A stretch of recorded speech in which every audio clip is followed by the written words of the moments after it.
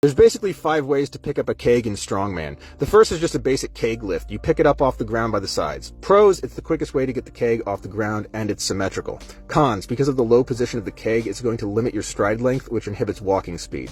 The second way is mixed grip like this.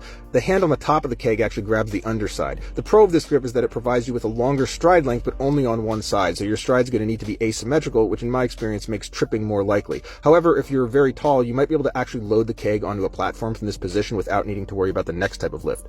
The third way of lifting a keg starts out like the mixed grip, but you transition the keg onto your lap and then roll it up your torso to chest height. The pro of this position is that if you carry the keg like this, you'll immediately be ready to put it up on a platform if you're doing a loading event and not just a carry. The con of this position is that it takes longer, and because of the high center of gravity, it's very unstable and quite easy to lose your balance while walking. It also puts a lot more strain on your arms. The fourth way to lift a keg is to shoulder it. I would only really recommend this if you're either doing a keg press event or a keg to shoulder event. I would not carry a keg like this for a carry event or a carry and load event.